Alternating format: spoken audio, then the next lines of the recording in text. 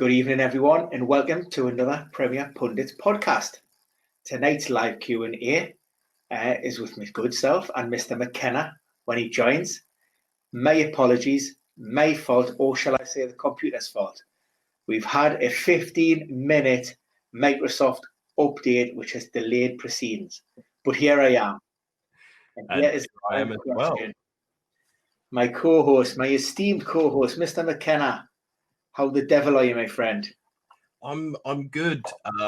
If people notice that I'm a bit red in the face, you can call me Oliver Twist because I might have a bit of indigestion because I wolfed down my dinner to be ready for this one. I'm so excited to talk about FPL, as always, on a Thursday evening here on Hot Mic with you, Ben. It's always, one of the highlights of my week, and I'm really excited to talk about it. We had a banging show, I would say, midweek with the wildcard special. And for those of you who didn't tune in, where were you?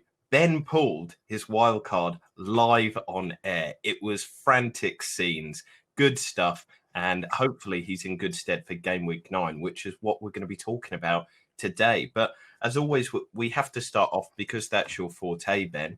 What is the big injury news coming into game week 9 that the FPL community need to know about? Start. I've literally just had a message now. So this is hot off the press. This will be breaking everywhere. Mo Salah has tested negative. He's just submitted a negative swab test. And the Egyptian FA have a personal flight, I think, with him and Mo Elneny to fly back to the UK tomorrow. Now, you're going to ask me, does that mean he's available for Sunday? And I'm going to respond to that and say, I have absolutely no idea whatsoever. I don't know I know what the government guidelines are, and I know what the protocol is for your average Joe in the street. I don't know when it comes to elite level football, those boundaries can be bent and twisted in certain ways. We've seen that with those players involved in international duty for Denmark, for example, who are on a quarantine list from the UK. However, the likes of Kasper Schmeichel, so on and so forth, were allowed to travel into Denmark to play in those international games in this protective bubble, and return to the UK without having to self-isolate. Now, we know, the facts are, we know that Mo Salah tested positive 7-8 days ago now. What we don't know is what he's actually been doing, during that period. I understand he was asymptomatic, so there was no real issues there with him. So, he could have been training on an individualized program away from everybody just to keep himself, ticking over. Whether that's good enough for the likes of Jurgen Klopp ahead of this weekend's game remains to be seen. But again, like I say, I am a little bit uncertain with regards to the guidelines around, once you've returned to the UK and how long that, you need to be clear after that negative test. He will need to submit another negative test on his arrival at the border. So we have to assume that he's going to pass that as well. Otherwise, he will be required to self-isolate once more. But that's breaking news. That has literally happened within the next, within the past maybe 4 to 5 minutes. So Pedro, the only one in our chat, you heard that first from here. See what happens. See what happens when you join us live. This is what happens when you turn into the Premier Pundits, because this is what we're all about. Up to date data, tactics, and of course the injury news here from the injury guru himself, Mr. Ben Dimmery. And that is a huge talking point with Mo Salah. And I remember in the midweek kind of wildcard chat as well, I said to people, hold on to Mo Salah. Fingers crossed he wouldn't get any complications with it. We've seen, with some people, they'll get a long-term illness with it. But thank goodness Mo Salah's not been one of those people, it seems, at the moment. And he's got to be one of the favourites as well as a lot of people in the community. Week in, week out, he's always a favourite to be captain. I think against Leicester with their backline problems, they've had a lot of injuries. And I think that could be a kind of good result for Mane and Salah owners, maybe even Diego Jota as well. He's fairly kind of popular in the community at the moment. So that's positive news for my team. Obviously not for yours because you're not an owner of Mo Salah. But, we'll get onto your wildcard team a little bit later. But any more breaking news in terms of injuries? One of the big ones was Joe Gomez. Raheem Sterling was another one that had a flag over his head and still does in terms of FPL. Can you clear up some of maybe the headline injuries, whether they're proper injuries or we did talk about this international injury, something that you're not too sure is actually a thing during this international period? Yeah, with regards to Raheem Sterling, what we know, calf-related problem, certainly nothing too serious. Gareth Southgate's been fairly vocal in terms of, looking to protect these players, given, the heavily disrupted pre-season and the fixture schedule prior to the break, but also from now, heading into January, particularly for those teams who are involved in European competition. So, with regards to Sterling, it's a consideration of all of those influencing factors and probably just making the right call and saying, well, you know what, there's no point in taking a risk with the likes of Raheem Sterling, for these international fixtures. So there was an issue, but, is it one that will keep him out of this weekend? I'd be very surprised if that was the case. I'm certainly expecting Pep to come back in tomorrow's press conference around lunchtime and tell us that Raheem will be available and he has been past fit. But like I say, we're coming into this fixture period now where load will be managed very carefully. But with Raheem Sterling, he's a fit lad. He recovers quickly. He can play. He doesn't really have any major issues playing 2, 3, 4 games a week on occasion. So, like I say, I expect Raheem Sterling to be in that squad. A big one from today, which obviously piqued my interest because he came in on my wild card, was an injury to Harry Maguire. Now he looks like he's bruised his foot playing against Iceland on Wednesday evening for the Three Lions. Now he was one of the notable omissions or absentees, should I say, from the squad arriving at the Aeon training complex today. Edison Cavani was another.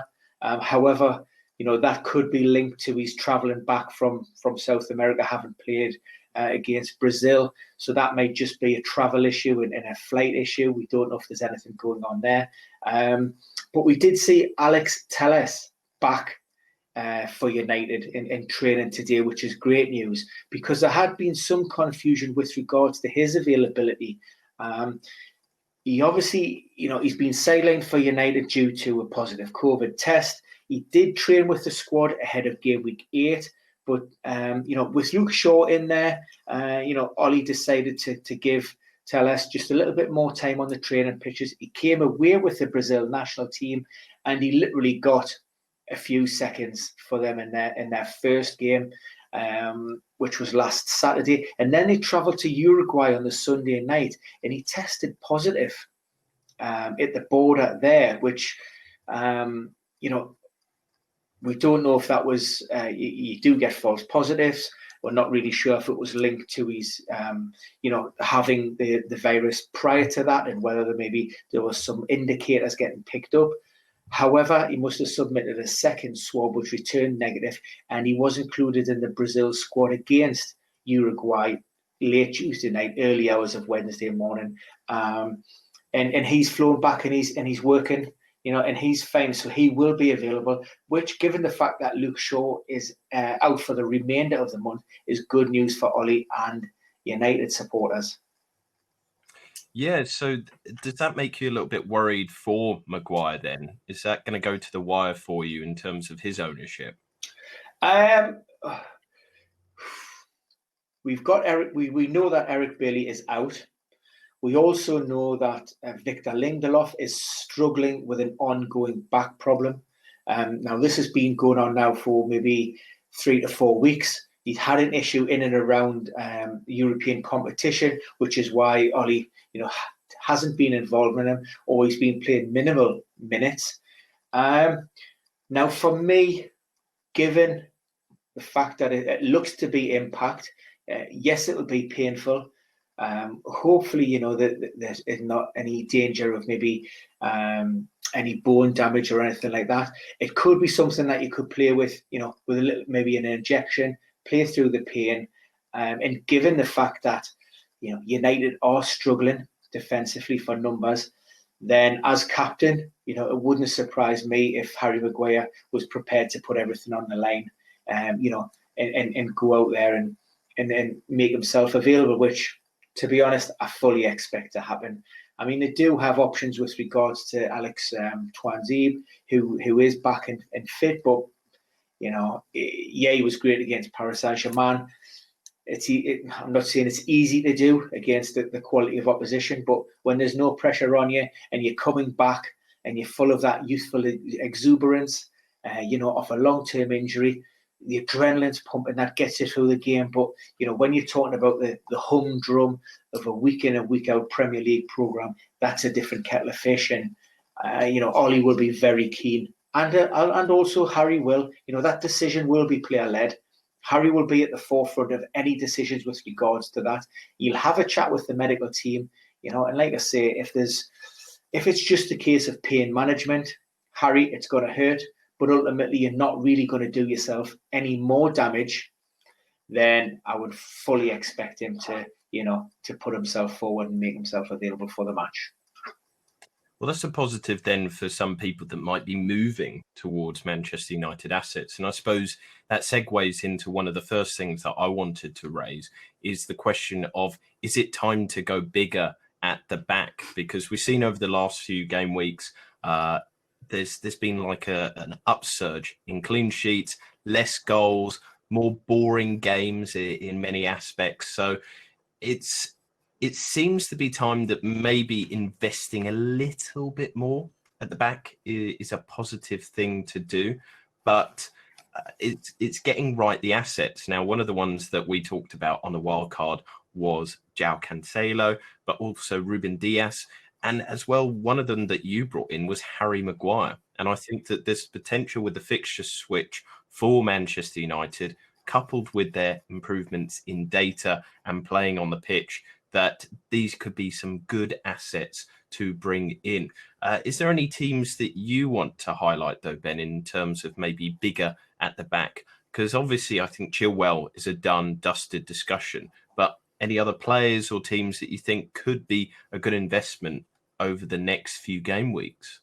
Look, I think it's difficult because I don't think we've have truly settled into a real pattern of play. I still think there are teams at different levels in terms of their fitness and their recoveries, and also squad management in and around European football. If we look at Chelsea, example for this weekend, who are heading up the Tyneside, the likelihood is Thiago Silva will not be risked, even though he's back in the country, returned to Cobham this afternoon.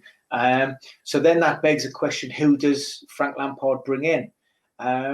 You could be looking at the likes of Andreas Christensen, bringing him in from the cold, or possibly maybe Azpilicueta, centre back alongside Zuma, with Reece James right back, and Chilwell if fit. If he's not fit, then are we putting Azpilicueta on the other flank, or are we bringing in Emerson, or even maybe Marcus Alonso? So you lose, one or two key members of that squad, and it can almost have a domino effect on the rest of that. Now, Chelsea assets, have been going through the roof in recent weeks. They've tightened up defensively, certainly since the arrival of Mendy, and Timo Werner seems to have found his goal scoring boost. And then we've introduced the likes of Ziyech, and if he can reproduce the form that he's shown since returning from injury, then there's a lot to like about Chelsea. But when you look at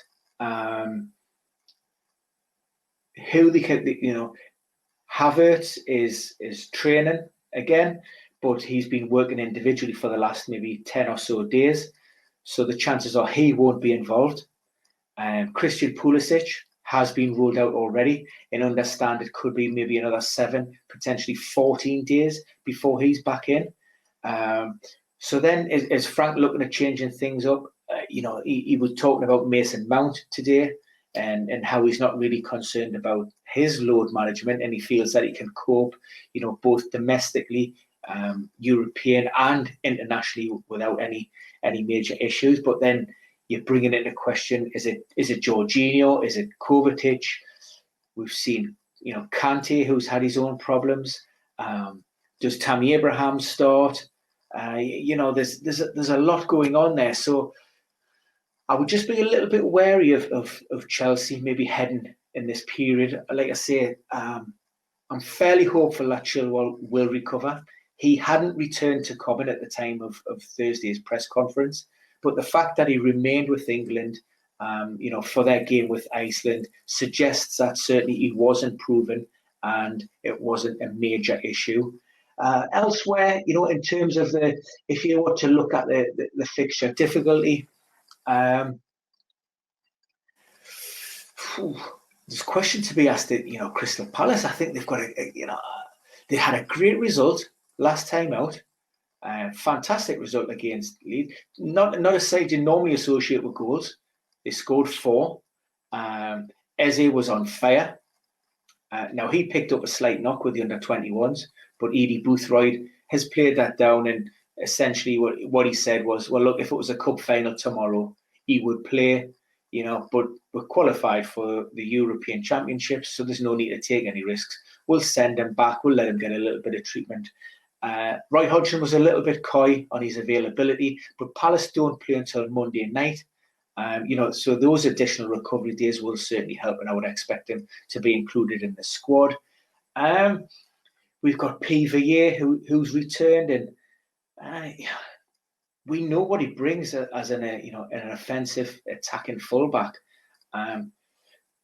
But I suppose the caveat is, does the return of Tyreek Mitchell maybe complicate matters as well? Because he's been in great form, started the season really well, picked up a knock in training. He's missed the last 2, but he is in contention, and he's on a lot of people's benches. He was on mine, and I took him out of due to the wild card, because I just didn't feel that he was capable of nailing down that right back spot.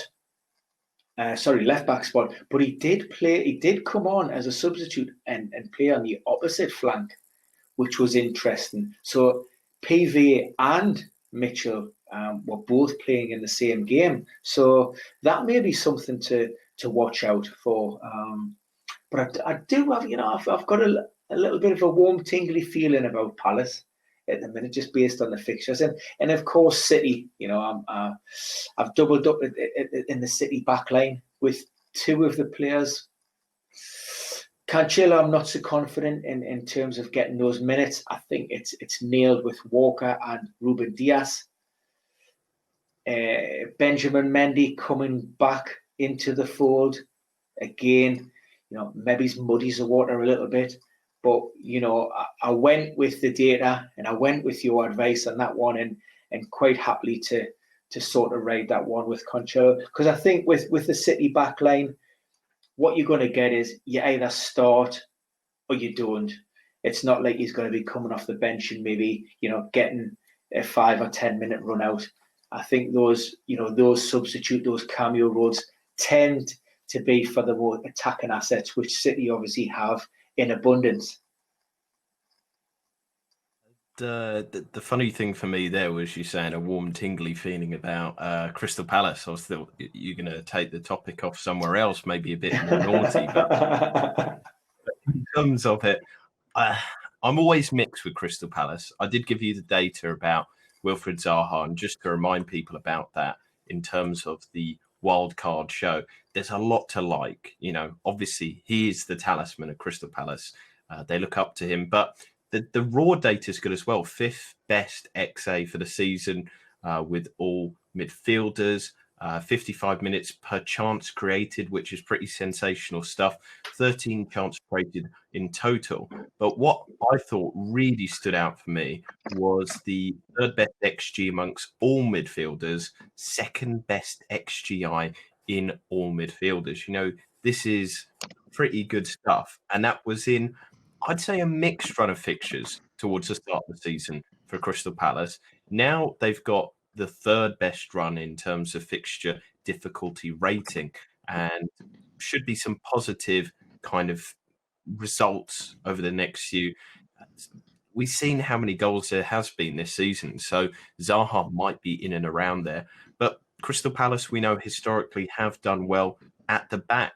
PVA has always been, I'd say I have a soft spot for him in terms of FPL because he always seems to score at least 4 or 5 goals a season. And if you can kind of capitalize upon that, you do well.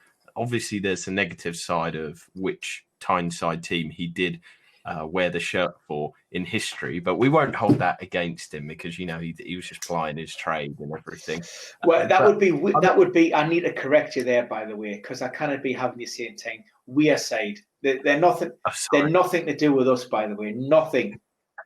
Look, they're way they're like miles away over there, and it is a dirty word. Sorry. No. I mean, thank you for correcting me. I can't believe that. Yeah, I'd make such a horrendous, offensive mistake there. But just bring it back to the FPL content there. I've waxed lyrical about Aston Villa. You've got in Mr. Rostifer Barkley for them. I think Matt Target, Ezra Kon's are really good, cheap defensive assets to get in. Barkley's a decent attacking one. My go-tos are obviously Grealish and Watkins, but they weren't differential enough for you, which I respect again. And then, you know, looking just purely at fixtures, we've already mentioned Man City with Cancelo and Diaz, who I think are brilliant differentials to fire you up. But then you've got Everton in a sense. And I think some of their assets have decreased in ownership because of this mired period, I would say, in terms of a poor run of results.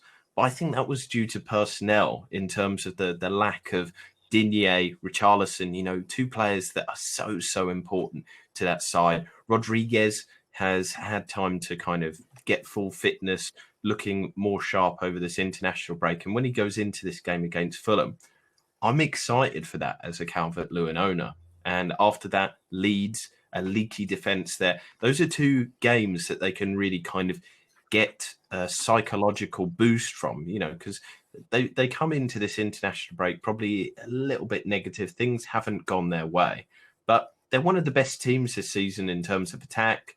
Defence, I don't know as much. I wouldn't say as much defensively. I've been too impressed, but we can discuss that maybe another day because I'm not going to recommend any other asset apart from maybe Digne in terms of the backline, because there's the Pickford differential there of, you know, what he offers at the back. Exactly, Mr. Raptor Hands, also from the wonderful school of Wearside, not Tyneside. And, you know, you can see that he's drawn a lot of quality from his time over there in the worst part of the north, I would say, just to kind of yeah, I tell you, you know what it is? I just want to touch upon something. You mentioned Aston Villa, and I want to role reverse here. I want to flip this around from Tuesday night stream, and I want to put a question out to you and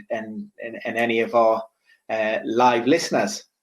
So I had ran the data, and I was looking specifically at the number of changes within the top flight of these opening 8 game weeks. And when I've rotations, so the number of changes managers have made from game week to game week. So Premier League matches only, not obviously domestic cup competition or Europe. And given the fact that we've played 8 games, and you talk about, so as a manager, I'm looking for consistency. I'm looking for everything. I'm looking for somebody who isn't Pep. So, given what I'm telling you, how many changes to their starting lineup do you think Dean Smith has made for Aston Villa so far this season? Well, I would say that their squad's quite limited, so maybe one of the lowest. I think he's fairly consistent with his picks, and people like El Mohammadi haven't really been given a showing out because Matty Cash has done good, Matt Targett's done good. The only one I think really that I can remember off the top of my head is maybe Ross Barkley kind of coming in to kind of get used to the side. But yeah, but what is it with Aston Villa and their consistency? Well, he actually touched upon it today, which is what prompted me to just take a look at the data. He just said, look, what I want is I want a settled team, and I want a team that I can put out there week in, week out. Now, to give you some kind of context on what we're looking at in terms of maybe the numbers that some other teams have used up until this point, just looking at my little spreadsheet as it's coming up now. So we look at, and I found this incredible, by the way. So if you went to somebody like, say, Chelsea, for example, Chelsea have made 20 changes up to and including game week 8. Arsenal, your boys, 18. Newcastle not so bad, 13. Sheffield United 16, but way below. Well, there's two teams really, and you're right about Aston Villa. I mean, would you like to hazard any kind of guess at how many changes we've seen to date? How many sub total? Maybe 6 or 7. 3. 3. He's made, and let's see if I can remember them off the top of my head, because 2 of those were enforced. Game week 3, Ross Barkley arrives and Conor Hourihane drops to the bench. Game week 7, Bertrand Traore comes in for Trezeguet after his performance, I think, in Europe, where he done all right. And then in game week 8, Traore picks up a hamstring problem and Trezeguet comes back into the side.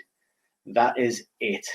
And in terms of substitutions, so that, you know, we've seen this, managers pushing for this 5, or not everyone, but there's certainly big advocates for this 5 substitute rule to be re-implemented following the success during Project Restart. So bear in mind, you know, 8 games, potentially we've had a possibility of 24 substitutes being allowed at this moment in time. My boys and your boys have maxed out that, so they have utilised their full quota, 24. Would you like to hazard a guess at how many Aston Villa have used? Oh, goodness. So substitutes, I don't think they do it too much. So 2 a game would be about 16. I'm going to minus maybe a couple because I think that they're quite consistent, maybe 14, 13. It's a good guess, my friend. It's actually 12, and they're the lowest in the Premier League. There are 3 teams who are really sort of cut adrift from everybody else. Burnley, and given the fact that, you know, they had a pretty horrendous start of the season in terms of injuries, that came as no surprise. But the third team at 14 is actually Manchester City and Pep. So one of the big, you know, proponents of this 5 substitute rules, Pep Guardiola, isn't even utilising, you know, the 3 substitute rule. You take those throughout the equation, and the next in line it's Southampton with 20. So everybody else in the Premier League is between 20 and 24, with Aston Villa. So if you're looking at Villa assets, basically you're saying is if they're in the team, they're staying in the team and they're starting, and the chances are they're playing 90 minutes. So that surely is a positive thing then, because there's consistency. There'll be things backing them up. Does it worry you, though, when it comes to Christmas, that there's a likelihood of injury, especially with this poor kind of pre-season period, but they've got no European competition. Like, what is your thinking about that consistency? Is it a good thing? Is it a bad thing? Where does your allegiance lie in terms of kind of the positiveness? It's a big question. It is a big question, and you see about, and I bang the same old drum. I mean, here even managers talking now how, great teams of the late 70s and even maybe a few years ago, I think I remember running some data on Chelsea. And there were players within that squad playing 60 plus games a season when you factor in international football. And then Sean Dyche even touched upon it today. You tell a player that he's fatigued, and you keep on telling him, there will be a point where that player actually believes that he is fatigued. Are footballers playing too much football? They would probably turn around and say, no, that's what we're paid to do. And in the grand scheme of things, right? In real life, can you imagine, what's your job? When I play 90 minutes of football 3 times a week and I get 100,000, and the money's not the issue, but the reality is you're playing 3 games of football of 90 minutes spread over 3. I mean, it's ridiculous when you break it down like that. But we are talking about one of the most intense, high energy, quickest leagues in the world. These players are pushing their bodies to the absolute limits, where we're not evolved or designed to be able to tolerate and cope with the demands of the modern game. We are designed to hunt and track, steady state running over long periods of time. We will hunt you, we will follow you, we will track you, and eventually you will tire before us. We will kill you and we will eat you. You stick them on a football pitch, and now we're talking about players who are required to do more high intensity runs at maybe 80% plus of maximum velocity, more times over greater distances with less recovery periods. And that's why we're seeing increases in, or one of the reasons, it's not as easy just to pin something on, but one of the reasons why, we're seeing a lot more soft tissue and muscular problems. To counteract that, you look within that Villa squad as well. And inherently, we talk about, if you want some kind of indicator on whether a player is going to remain fit and can they play through, you look at the history. And there's nobody really within that squad that stands out or shines as to see. You wouldn't look at one of those players and go, well, he's injury prone. He's injury prone. Certainly not in that starting 11. You have players on the peripherals of that first team squad who, maybe Bjorn Engels is struggling in recent months. Frederick Guiberg, he's struggled. Maybe Keenan Davis has had a couple of muscular problems. But that starting 11, that 12 or 13 players has remained pretty hardcore.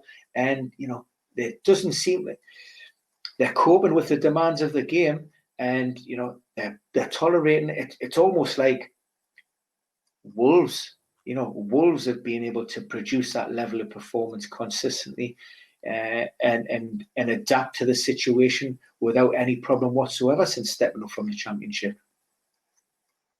So in terms of it then, that must be a positive thing because there's no real track record of injuries. They could be consistent. And from the data from the start of the season, I'm happy to at least own a double up. I was going to own a triple up, but then I got rid of Watkins very foolishly for Heung-min Son. I wish I could take it back. And just to interrupt here, welcome everybody. We got James, we got Sky, we got Steve, we got Anand. Anand is always a very difficult name to say very quickly. And that's why we love you, Anand.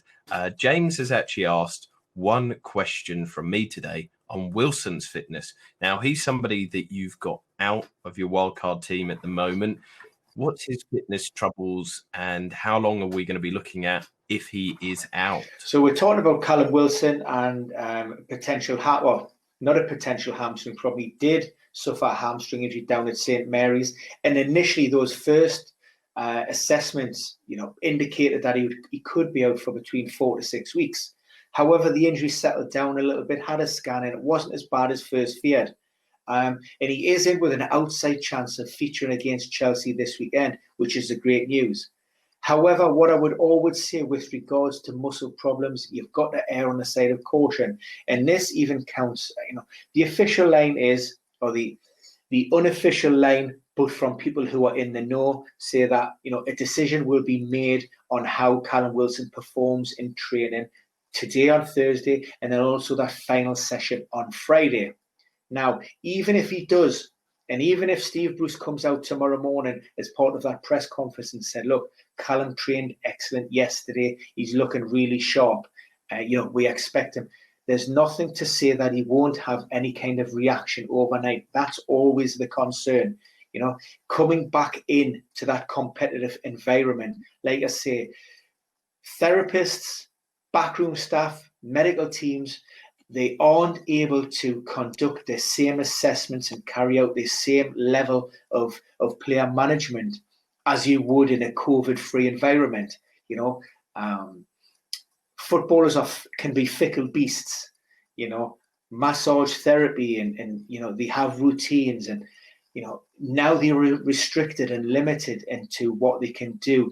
Post-match recovery strategies, post-training cold therapy sessions, either greatly reduced or taken away completely. So, with regards to that, Wilson has a chance, but, I wouldn't be able to pin anything definitive on that until you physically see that team sheet, because, he could come through these 2 training sessions without any problems whatsoever and then wake up on Saturday morning, and feel a twinge in his hamstring or even in the warm-up. So, it's promising. It's good news that, he certainly isn't out medium to long term. But for this weekend, I would definitely err on the side of caution.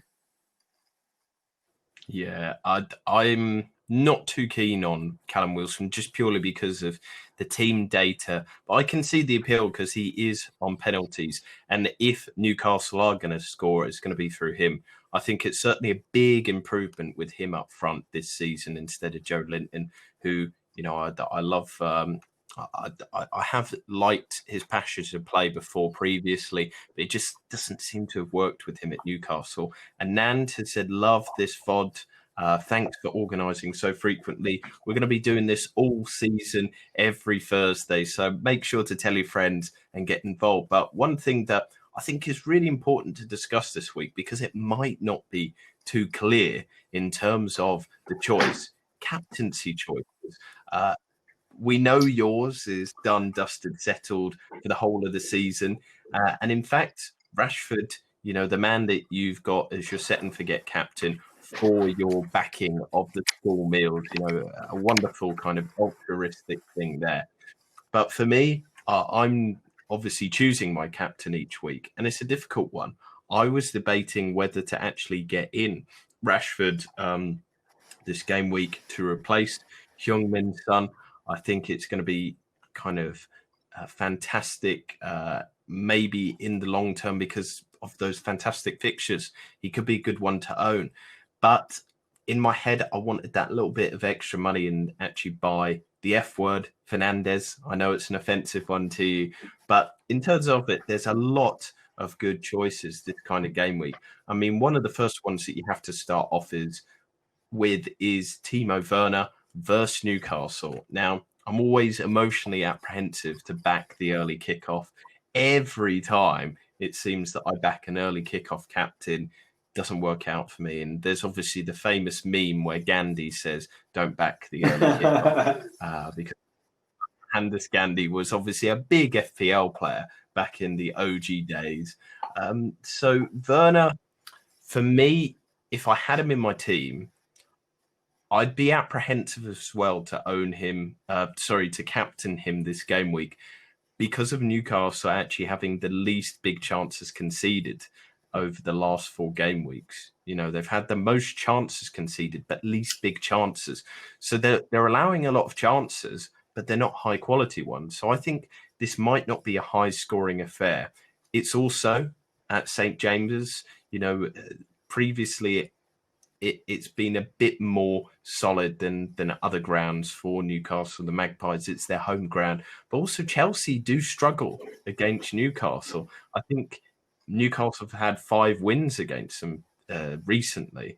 That the history isn't too positive there for the Blues, and you know, I'm not one to have too much belief in history of games because I like to look in the now, the data now. Chelsea obviously high flyers, but it's just that strong defence that Newcastle seem to have that would edge me away from captaining in that game because I think there's other better choices.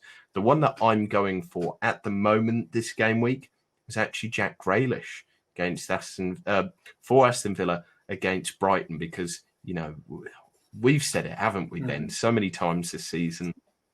Brighton are producing great data, aren't they? But they're not keeping up with the data. Matt Ryan is obviously not a great goalkeeper because every chance that Brighton seem to have against them is going in. So would you say that that is a stronger choice, maybe, the Villa captain himself, Grealish, Mr. Talisman, over Timo Werner? I'm a Timo Werner owner, and obviously, Rashford's me set and forget. However, you know, if I was to we can talk about vice captain options for myself, and I'm with you on the early kickoffs. It sort of just it takes a little bit of edge off the remaining game week if the captain doesn't deliver, and it also, you know, even then. I think it's a little bit of a double whammy because you'll finish those fixtures on the Saturday. Even if your captain's been successful, inevitably you will see you know, a nice green arrow. Things are looking good, and then it's just like the house of cards on the Sundays. You see those managers in and around you. You know, the Harry Kane's delivering. The Rashford's delivering or what, and it's just like every single one that goes, it's like a stake in the heart. And for that reason alone, I'm not keen. I'm with you. I think it's a tough game for Chelsea. On any ordinary game week, I would say Chelsea hands down. Coming off the back of this international break and expecting a number of changes in that Chelsea squad. You know, it could be 45 minutes before those guys just settle down into any, you know, reasonable pattern of play. And, you know, conceivably United could nick a goal in that time. So it would not surprise me if that game was a 1-1 draw. United assets are big this week. They've got a home tie against West Brom. But I'm of the mind as well that I think, you know, they may struggle to break them down, just given the fact that, you know, Ollie might have to, you know, throw in a lot of changes. Martial struggling with a back problem. We know about those issues in the back line. Rashford himself, shoulder problem. You know, even if these players do start the game, you know, are they in the back of the mind that Ollie, you know, looks to bring them off at the earliest possible moment just to protect them again going forward? If I had any Leicester players other than Tielemans, you know, if I had certainly a Jamie Vardy, then Anfield, you know, might be the place to be sticking the armband this weekend, just given the fact that, you know, that Liverpool backline has been absolutely decimated. It's an interesting one, and I do agree a little bit of the reluctance there. Half of my mind says, should I put it on Harry Kane in terms of myself, just because he's Mr. Consistent, Manchester City, look improved at the back, so there's a little bit of reluctance there to do it. But he scores against anybody and everybody. He's like Aguero. He transcends matches. It doesn't matter to Harry Kane. So I mean, I would understand if people did that. Bruno Fernandes, I think, is the pick in terms of the community. He's the favourite one by quite a stretch. So that Man United West Brom game potentially could be a make or break for both of us in terms of our game weeks, because I won't have him, you won't have him. But if Rashford does well, you might, through Fernandez assist or something, you might do all right in terms of that game. So that 8 p.m. Saturday is going to be major squeaky bum time, as Alex Ferguson would say for me. There's the obvious kind of discussion of Everton versus Fulham, and maybe it's because they've not been too consistent recently. But DCL could turn up and get a big kind of haul against Fulham. As a player that I own, Rodriguez could do well. Richarlison might come back with a bang, but there's also the kind of his fitness in terms of it, coming back into the squad. So there's questions to be asked there. And yeah, I think the only kind of other big one maybe is Jamie Vardy. I would avoid Arsenal. I would avoid West Ham, any captaincy there, purely because without Antonio, I question their well-being. And I think Crystal Palace Burnley might be a 0-0 draw, in all honesty. They're going to be hard to break down. And as much as I love Southampton, Wolves are going to be difficult to break down. So there's a lot of questions there. Now, Anand has actually got a few questions for us, which is great. This is what we want to see. Now, he's asked about Mo Salah, and Ben, you had some breaking news in terms of that, and also any positive news on Castagne. So do you want to go through Salah again just quickly for Anand, and then Castagne question? And I touched upon it at the top of the show. So we obviously know that he submitted a negative swab today, and he will be flying back tomorrow.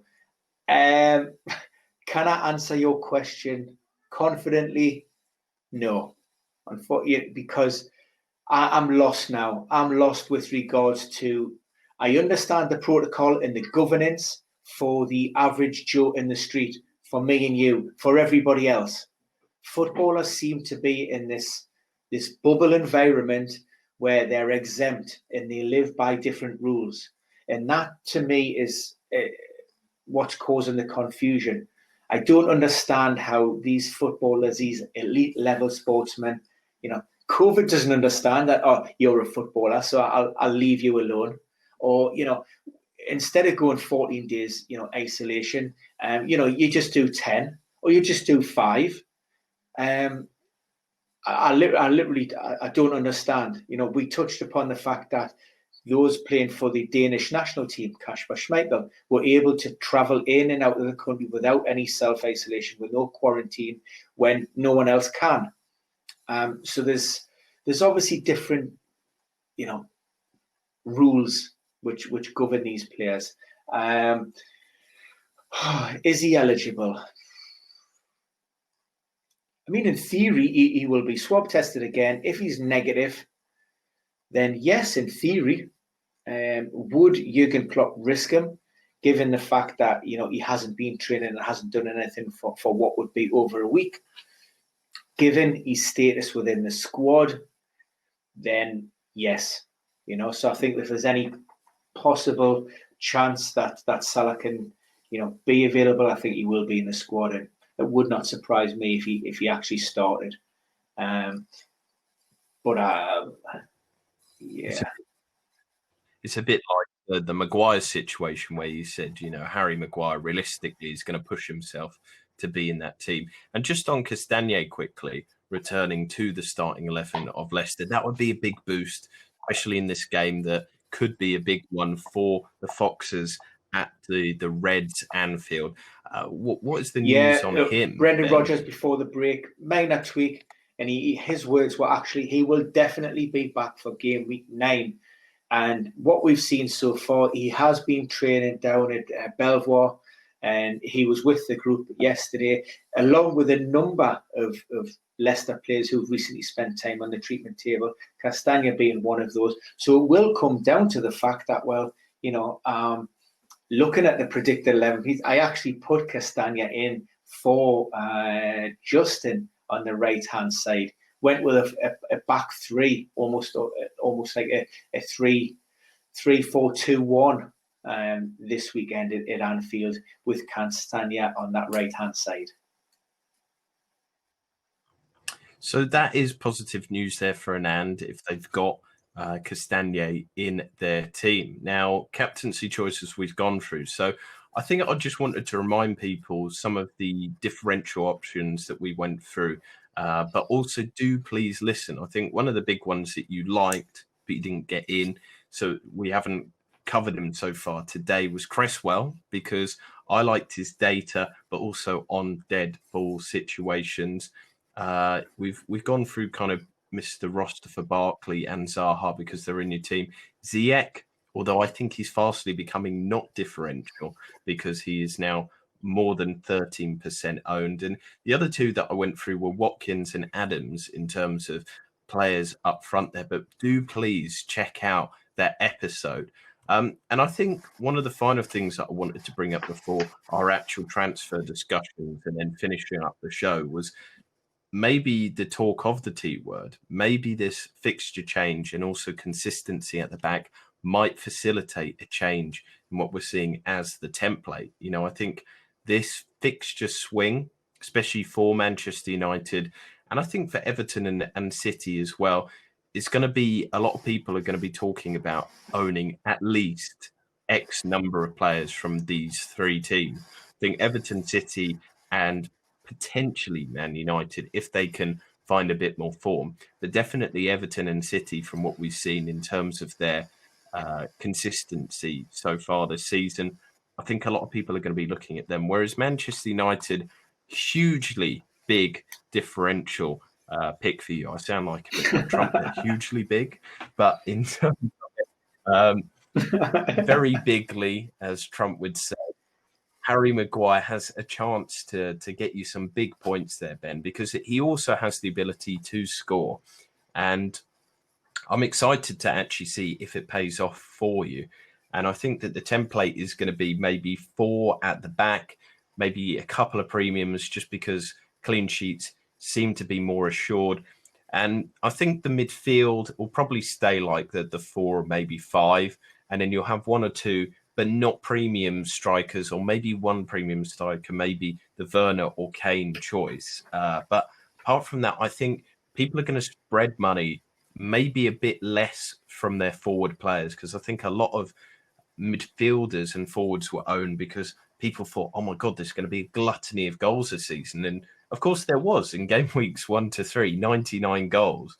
Jay-Z would say that 99 goals, but something is not one. But in terms of it, I think there is the potential there of a huge template shift. And I think our listeners and the FPL community need to pay notice to that, not to be too proud of their teams and going, actually, I do need to invest in the back, because sometimes looking at defensive players is boring a little bit, because you're basically going to wait for 90 minutes to get a clean sheet, and a goal or an assist on top of that is a bonus. There's also the major heartache if there's a last minute equalizer, which we see so often. But I think that the switch side is if you can kind of get these consistent people in, and I think Cancelo is going to be one of them. Diaz is one that you picked out, Ben. I think huge pick there, and I think it's going to be important. But you're going to have to think about these players soon. And a lot of people will be thinking, which forwards and midfielders am I going to get in for Son? But maybe the right decision might be take 1-2 million off Son, get a cheaper midfielder, and put that money in your defence. That's the kind of big, maybe finishing comment that I want to say there. Is there any more comments that you wanted to say, Ben, before explaining your wild card for those that haven't seen it? And I can go through my transfers. I loved what you're saying. Agreed wholeheartedly with what you put forward. There's one that I just want to bring to the fore, and I know you had your own doubts about him, but I did tag you in on social media on updates. He's coming off the back of 2 man of the match performances. He's had a couple of goals during the break. Once again, Brendan Rodgers has singled him out as a man who is on the up. He's found that consistency in play and performances. He's getting the minutes. His ownership is 2.3%. I'm sweet on Tielemans. You know what? If Vardy isn't on the pitch, he picks up the penalties. I know we touched upon it when I was very reluctant to get rid of him. He's a midfielder. He's a midfielder's midfielder. He does a midfielder's job. But have those performances and those 2 goals for Belgium done anything to, dissuade you in any way? Are you warming to Tielemans?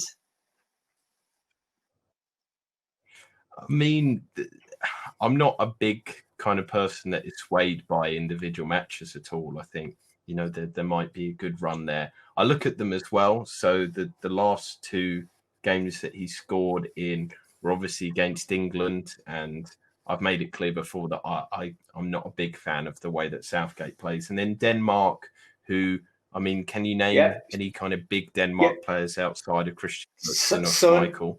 Somebody's son, Jacobson, Henriksen, Smithson. He's got it. Jan big names.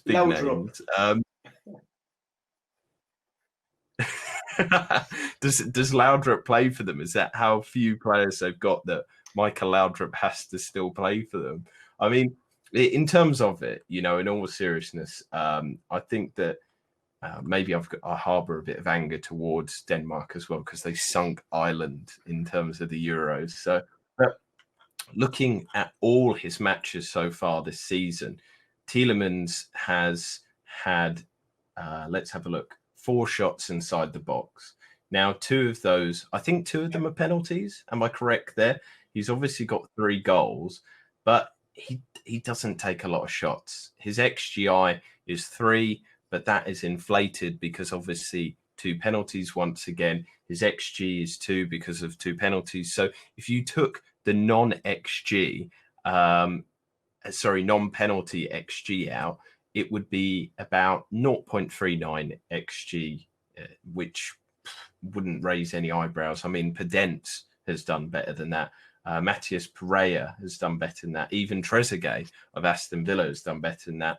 And in terms of his XGI, it would be about 1.05, which again, those players that I've mentioned, which nobody would even think about, even like Yves Bissouma has nearly kind of racked up as much, and nobody's talking about that 4.5 asset, and he has a goal as well. But I'm not persuaded by Tielemans. I'm sorry, Ben, but Anand has said a team with Son in their names would make a decent FPL team.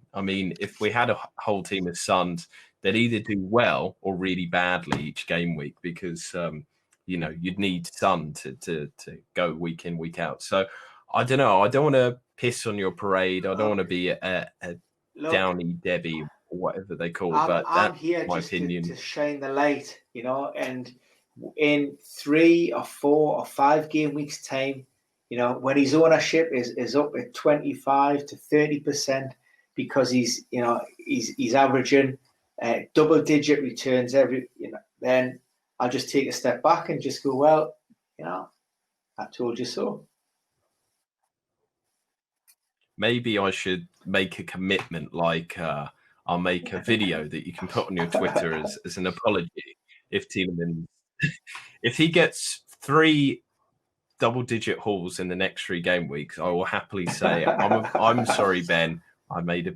There you go.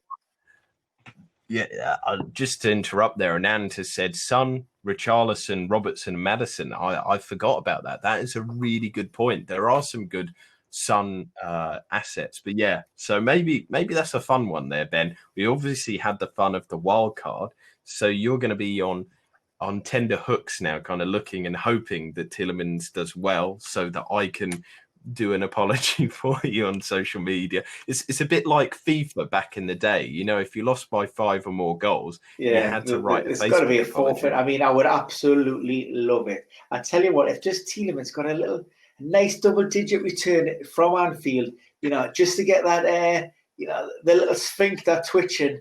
That'd be absolutely fantastic. Well, You can put Kevin Keegan's famous rant of "I would love it" over the top of me going, "I'm sorry, Ben." It's a deal. I love it. But in terms of it, yeah, that it's a deal. I'm happy to do it. 3 game weeks, yes, to get double-digit hauls, and you'll get an apology. But transfers this week, Ben. Obviously, you've got the wild card. Do you want to update people on your team? Obviously, because of changing situations, people could catch COVID, they could get injured. But this is your provisional wildcard team. Yeah, Do you want to my hand enlighten was us forced. into it? I was sitting on 6 flags. I'm very reluctant to take a hit. And yeah, so activated the wild card. We do have that live stream covered on the YouTube channel. So if you do follow through our social media channels, which is at Ben Dinnery and at Jason_R_McKenna, you will see it, and you just have a flick through and you can watch that. And you can dip in and out because it is a long one. But yeah, in fairness, and we said it on Jason threw some great differentials out there. They were anonymized, and we went just purely on some data points that he had selected. And yeah, I think the reality was, I I could have picked all of them to an extent until we had the name reveal, and I was moved away from that. But as it currently stands, line of I may be going 3-4-3, but it's news dependent. People will. You make your wild card to try and improve your chances of having 11 players on the pitch.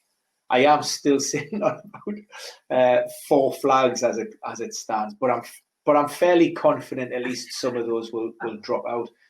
Ward-Prowse, but I'll go through my team. So we have Martinez in goal. A home tie against Brighton. It's a bit of a no-brainer. And then my backline is being. Thanks to you, we had Maguire and Cancella came in to my team, and they sort of bolster that defence alongside Ben Chilwell and Ruben Diaz. Obviously, the question marks with regards to Chilwell. We think he's going to be okay, but we can't be 100% certain. So there's questions in and around that. In midfield, obviously, we have Rashford as my set and forget. There's question marks with regards to him. What we do know is he is training at the Aeon Complex.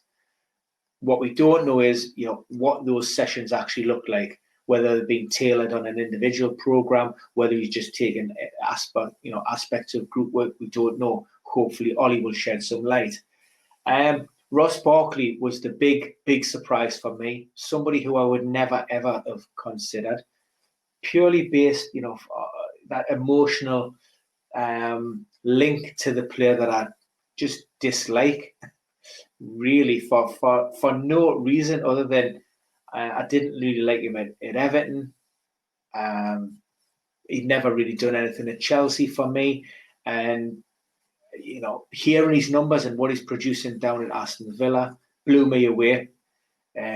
So if he could repay some of that faith that I've shown him to welcome him back into the fold, then it would be greatly received. Ward-Prowse has been training down at Staplewood as well. He was withdrawn from the England squad due to a minor hamstring issue. He seems to have come through that no problem.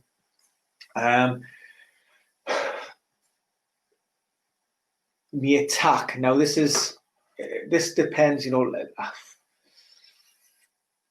I've got too many good players in my squad now, because I haven't even mentioned Ziyech yet, and he will be playing at some point. So this is where things get a little bit complicated.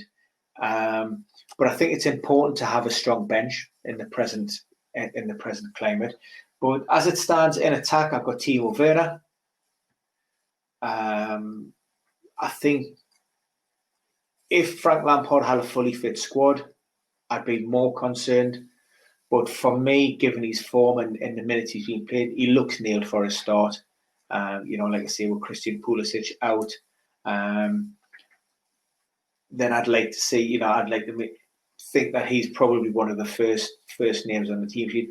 The fact that he's had, these added penalties to his game now is great.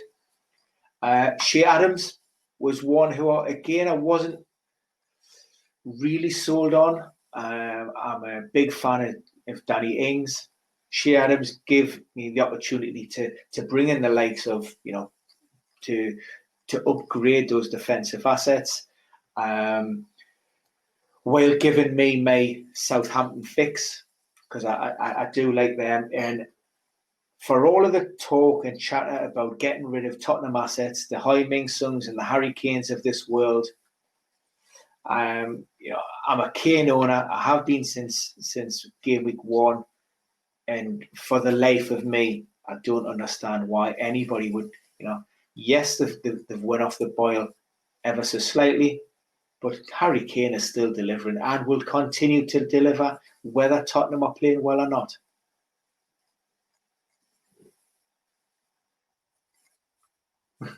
Sorry there. My microphone wouldn't go up for a second. I definitely need one of those physical kind of mixers, but I do it all virtual mixer, and sometimes my keyboard won't put it up properly, so apologies on that. In terms of it, totally agree.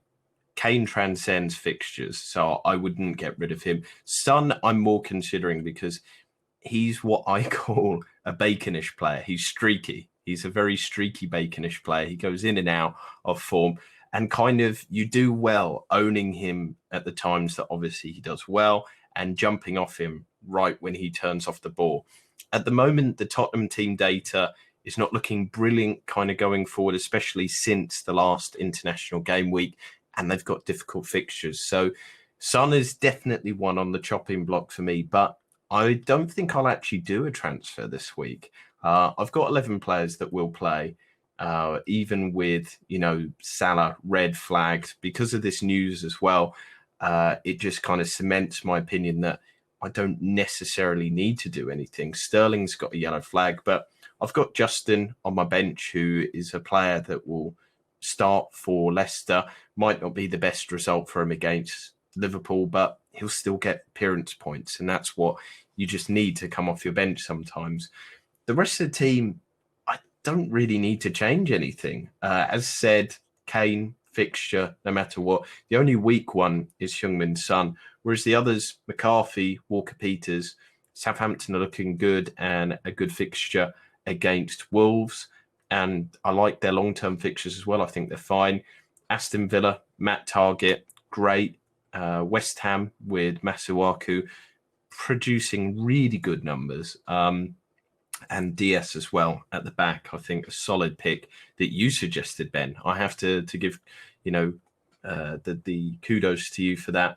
As I said there, the only one that I would change in my back line is Justin, but I would have to get money elsewhere from in my team because I'd go to Cancelo.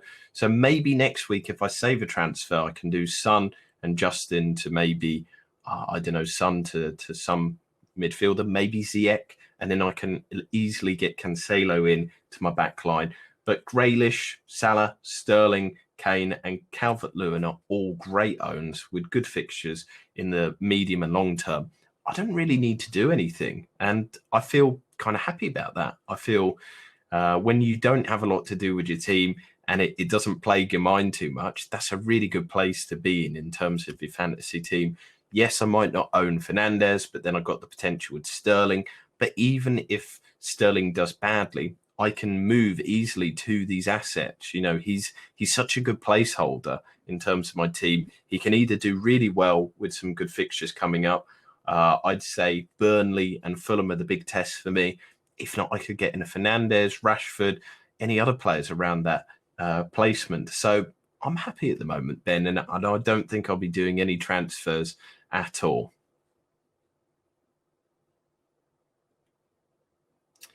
Ben, I can't actually hear you. I don't know if I never you've ever muted mute. anything. And then when you're talking about muting, and then I thought, I've just. So apologies. What I was saying, your team, there's a lot of solid picks in there.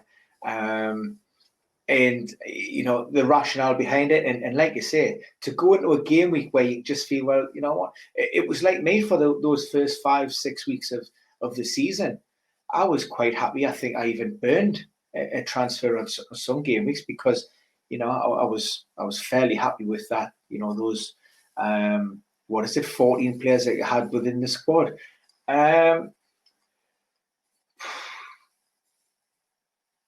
I mean, I feel like I've just muted myself there. I lost my train of thought. I was reading Anand's question about Ben. Are you planning to add Telles? Alex Telles. Alex Telles was somebody that I mentioned in probably one of our early podcasts. And you tempered my enthusiasm for him. And I'm not normally one for diving straight in there. I want the eye test. But I just thought, you know what, I had just a bit of an inkling that Telles would come and really hit the ground running and really deliver. And I was very, very, very tempted. But given the fact that we've had the wild card, I really only had 2 slots up for grabs. Who did I get rid of? I got rid of Tyreek Mitchell and Lamptey. So really 2 sort of budget options and upgraded those. There's just no room in that squad now for Telles. I mean, unless we get some quite drastic team news tomorrow, which maybe rules anybody of that backline out for a significant period, then it looks like I'm locked in with those, and I'll have an opportunity to sit down and watch Telles. You know, he isn't going to be 100% anyway. You know, he hasn't played. Am I right in thinking he hasn't played any minutes in the Premier League? He's only performances must have been in European competition. Yeah, that's correct. 4 games, so he's only been at Manchester United since game week 5, but 0 minutes on the clock in all those games. And for me, Ben, it might have been good that I tempered your interest because of those 0 minutes. But also, he's had this injury. He's also had this COVID kind of scare. And I think that out of the 2, Maguire is probably the better choice at the moment. Obviously, he won't be as involved with creative play, but he has the ability to get goals because of set pieces. So I think maybe come the end of the season, Telles might outperform Maguire purely because obviously he's a wing back and he'll be crossing and all that sort of thing. But at the moment, you don't need that kind of heartache of will he, won't he start the game? And I think, you know, that's something that you've said as well, especially with this coronavirus period. You want 11 players that are going to be going out there week in, week out, and then building upon that with great potential. And I think that is what Maguire offers. Whereas Telles, I think he can become that, but at the moment, I think it's right to avoid him. Like I say, I'm really happy with that backline now, and it is pretty much locked in, barring any last minute disastrous team news. I'm looking forward to seeing when obviously the game week ticks over, the differentialness of your team, because you were really excited to see how little template you had. Now with your ownership, maybe what was your target in your head? Like 12, 10%? I went down to non-template. Do we recall what I went down to? Was it about 18% at one point? It would have been less at the start of the season. I'm very late to the party with live FPL, by the way. It only really came on my radar, and I only really started using the site probably from maybe game week 5 onwards. So had I known about it and used it at the start of the season, when I had the likes of Kane, when his ownership was practically nothing, and Chilwell when I brought him in, and that was low, I would have been in and around, I would say maybe a 10 or 12%. It started to creep up. It did go up to 24%, which is I got to get panicky. Yeah, but at the moment, really high ownership is Chilwell, and Werner. Those 3 players are really going to drag it up, and maybe even Rashford. I hear a lot of chat on the timeline. 8% crash, but I expected a little bit more.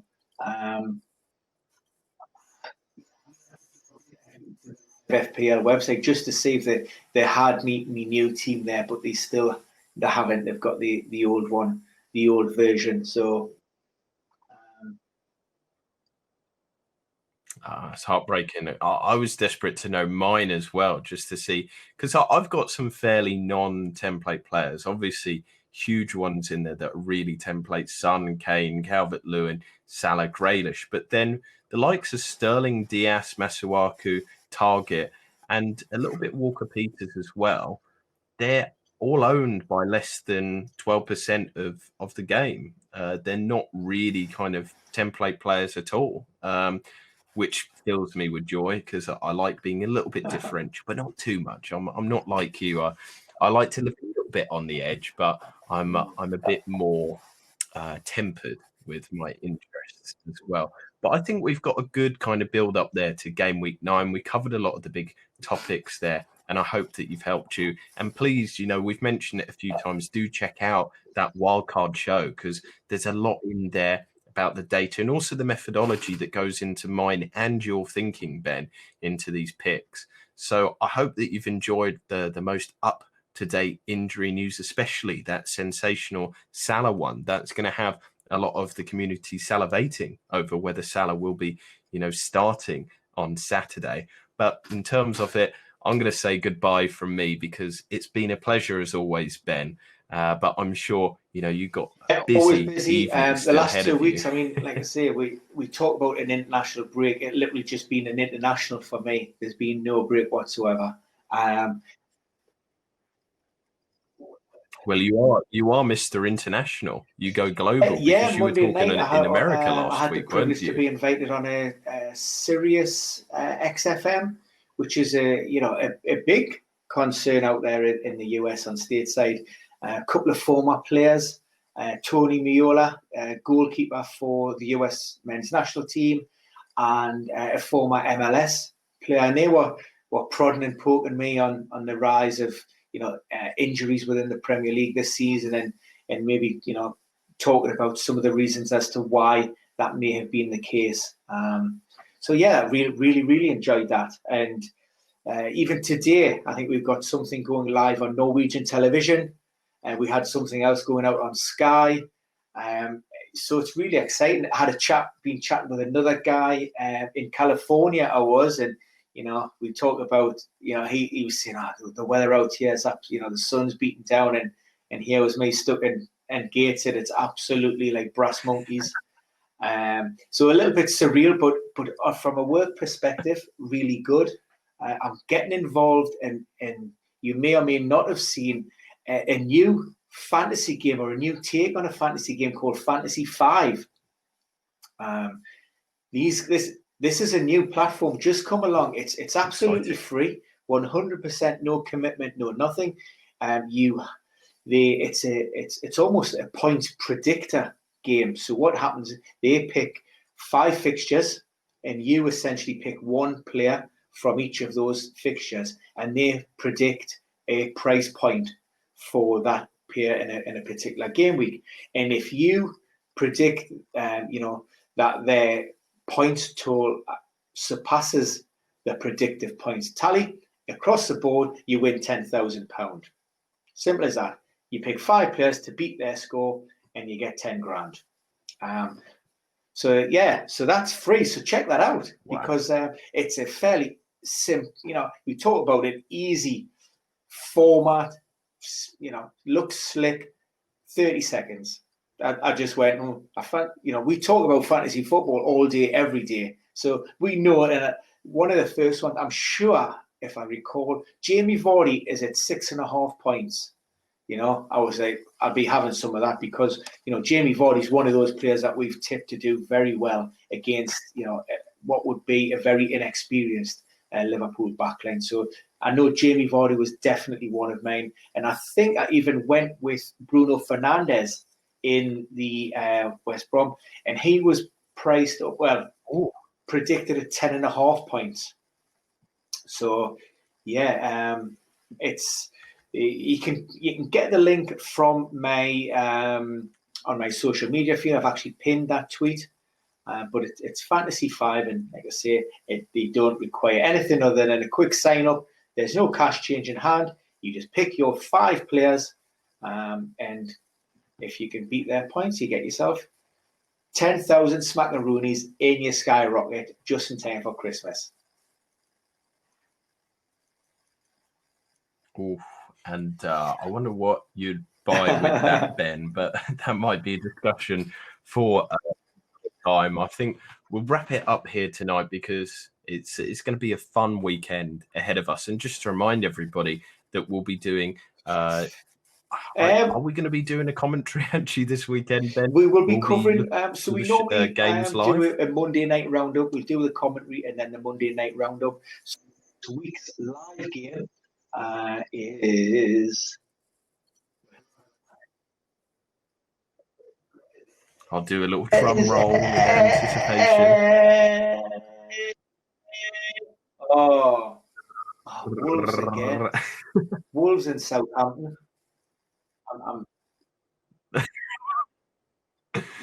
Well, we're going to be crossing fingers that my assets get clean sheets and Ward-Prowse I've got some and Che interest in it, Adams so get you a that's couple the main of points. thing. So, and I've also got, and if Bertrand is past fit, I may even consider putting him into that back line because that's going to be a tight game. Ooh. Yeah, it's going to be tight. When I've put it, I do a prediction league with the radio station that I'm at. I've actually got it down as a 1-0 win for Southampton because I think it won't be a game with a gluttony of goals, but it will still be hopefully a good one for Southampton owners. But yeah, so look out for us on Monday night, and then we'll be back again Thursday to bring you some really good up-to-date data, tactics, injury news. It's all here with the Premier Pundits. Anna's actually already joined and picked his team. Went with Castagna, KDB, Mitrovic, Telles, and Bamford. We're not having Bamford. We're not having Bamford. Yeah. He's our stay away and forget. That's